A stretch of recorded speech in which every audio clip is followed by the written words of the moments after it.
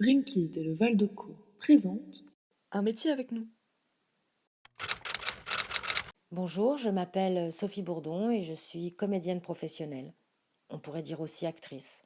En fait, on utilise le terme comédien-comédienne pour les gens qui font du théâtre, de préférence, et acteur-actrice pour les gens qui font de la télévision et du cinéma.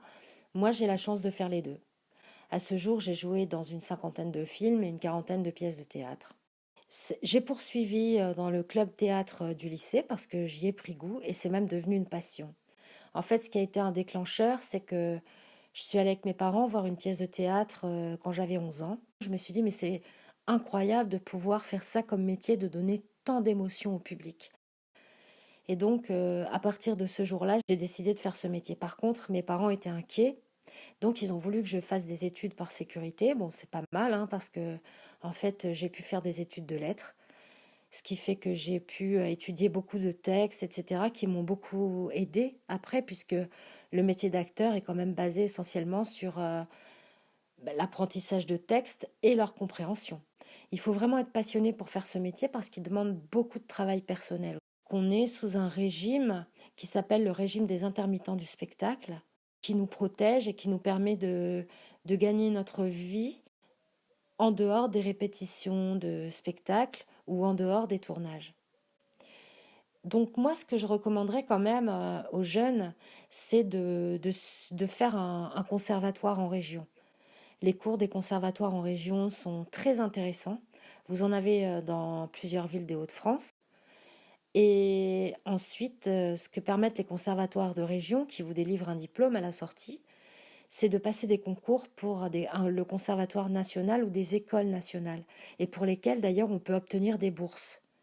Pourquoi je vous dis enfin, je vous recommande de faire ces écoles, c'est parce que quand on sort du JTN de Strasbourg, du Théâtre national de Bretagne ou du Conservatoire national de Paris, il y a dans la salle des agents et des directeurs de casting qui viennent observer votre travail et qui après peuvent vous appeler pour travailler. Alors, qu'est-ce que c'est un directeur de casting? C'est quelqu'un qui vous fait passer des essais pour un rôle. C'est jamais les réalisateurs directement qui appellent les acteurs pour passer un rôle. Ils passent par des directeurs de casting qui vont aller choisir des acteurs qui correspondent au personnage. Vous donnez un texte, vous l'apprenez et vous êtes filmé et le réalisateur reçoit les images et après il fait son choix parmi X personnes qui ont passé le même rôle. En fait, c'est plutôt une course de fond. Il faut tenir sur la durée parce que pour avoir un rôle, par exemple, il faut passer beaucoup de casting. On n'est pas retenu à chaque fois. Si on n'est pas choisi, c'est pas forcément à cause de notre niveau, mais d'un personnage qui correspondrait à l'imaginaire du réalisateur.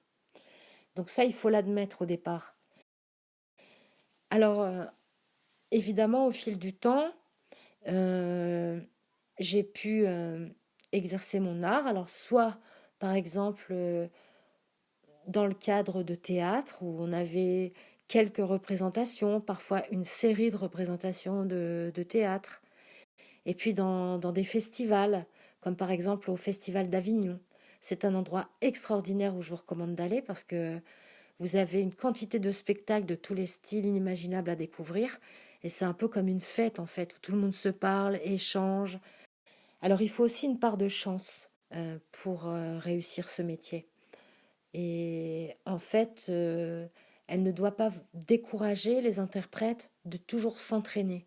Quand on n'est pas engagé, c'est vraiment important, je l'ai dit tout à l'heure, de continuer à lire et à s'exercer. Donc voilà, c'est un métier qui est très beau parce que on est là pour quand même divertir, faire rêver les gens, les aider à s'évader du quotidien qui est pas toujours évident.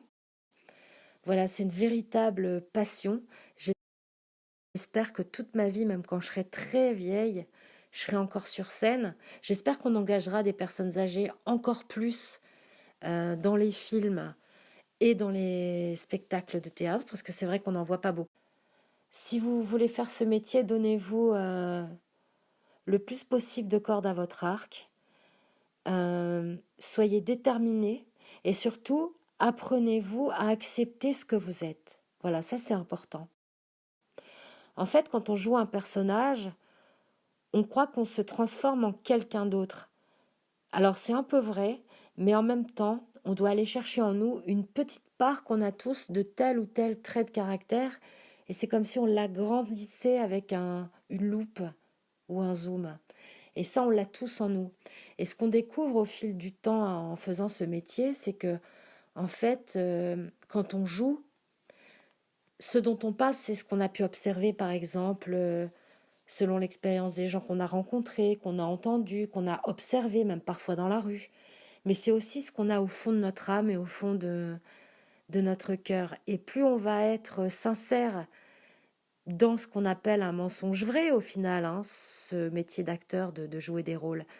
Mais il faut quand même qu'il y ait une part de sincérité et de vérité. Et c'est quand même nous-mêmes qu'on montre un peu. Et plus on sera sincère, et plus ça sera universel, et plus le public est touché en fait. Il se rend compte de ça. Voilà, bah écoutez, j'espère que ça vous donnera envie de découvrir davantage ce métier. Vive la culture, vive le cinéma, vive le théâtre et vive la jeunesse. À bientôt. Merci.